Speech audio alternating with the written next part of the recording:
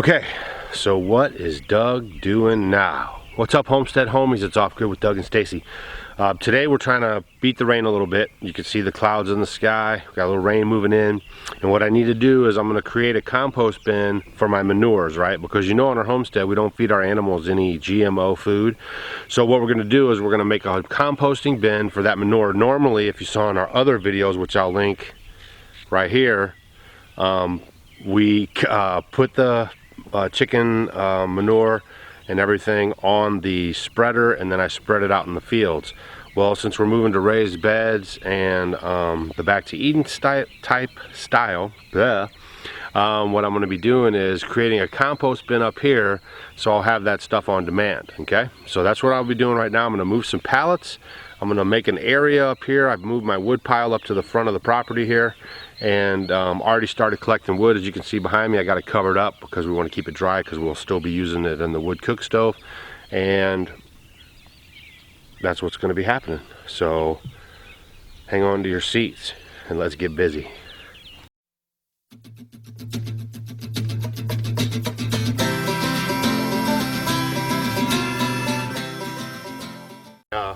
Restacked all my pallets over here.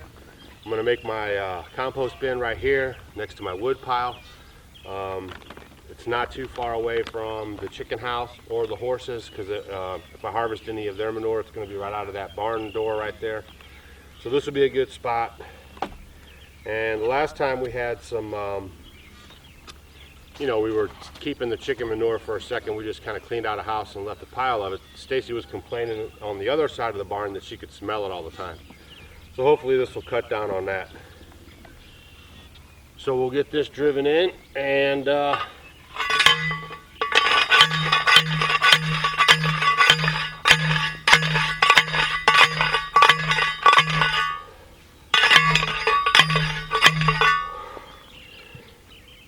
get some compost going. And these are some of these T-posts I had from a fencing job that I did, and then some, again, the guy left here when we bought the place, so it's always good to recycle. So I use these T-posts quite a bit on different projects, and they work out pretty good.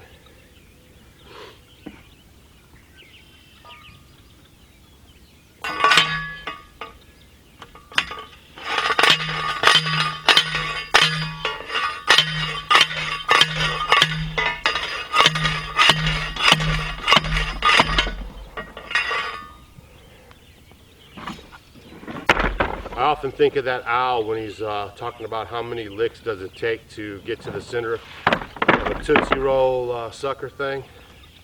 I always think about that when I'm driving my T-post. How many hits does it take to get the post in the ground?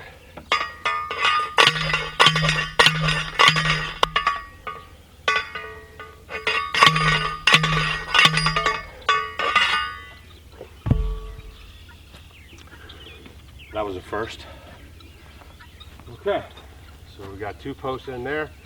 I'll use my baling wire too to connect it all up, and we'll have a compost bin here in a second. Alright guys, so you can see that I just made a real simple pallet composting area. Just drove in some T-posts, and out of convenience, I do have my neighbor's tractor again, so I'll be using that to clean out a chicken house, bring that up here, clean up the pile that we had already started for the horses, bring that up here. And what I plan on doing too is just putting some chicken wire on top of it, because I don't want the chickens in it, because they'll spread it all over the place. Okay, so I want to keep the pile in its area, so I'll put some chicken wire over it, and we'll start to shovel some chicken house stuff. And we're just kind of experimenting with our day-to-day activities on the homestead. Let us know if you like, you know, the day-to-day kind of stuff. Unlike we were just posting a couple times a week, we're going to try to post more and just kind of show you the mundane kind of stuff that you do on the homestead to help get it sustainable and for aging in place and stuff like that.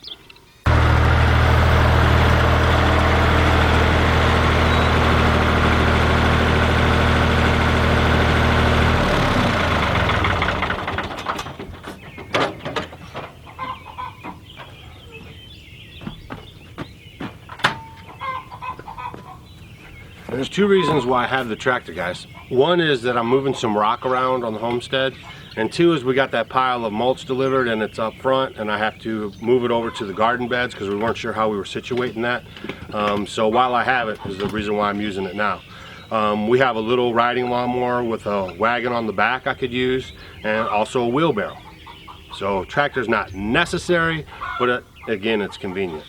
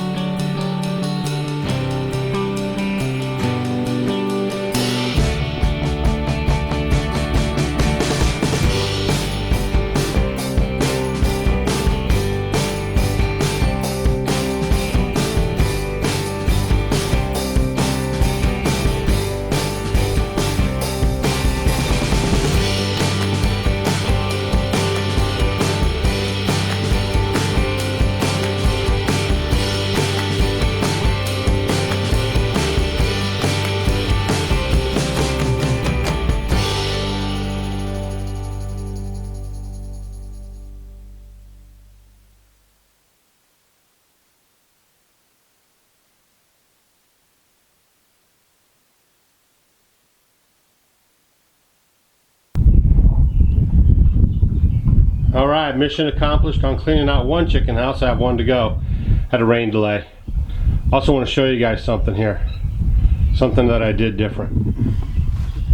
Because whenever I find out new stuff, I just want to share it with you guys. All right, I'm going to kind of explain to you what's going on. What I did have is like a bunch of these boards running this way, and then, you know, running this way, and then running this way, you know, so it's a bunch of little perches for them, right? Okay. But that wasn't good because every time I had to come in here and clean, my stop area was right here, and then I had to jump over each one of those perches just to get in underneath here and clean it out. It was kind of a hassle, okay? And another thing I'll tell you guys is, if you have a metal building like this, don't let the chicken poop pile up on the sides of the metal building. It'll eat through the metal, okay? So make sure you're keeping that clear. Don't let your piles get up on that. I might end up putting some boards around the base of here just to keep my hay and poop and everything off of the metal, because it will eat through the metal, okay? So then what I did today is I rearranged this roost, and now I have it set up to where I can just lift it up, and then I'll put a hook or something on this, and then I'll be able to clean out from underneath it and then let it right back down. And that'll hold 30 chickens easy, okay? So today we cleaned out one chicken coop. I had a rain delay.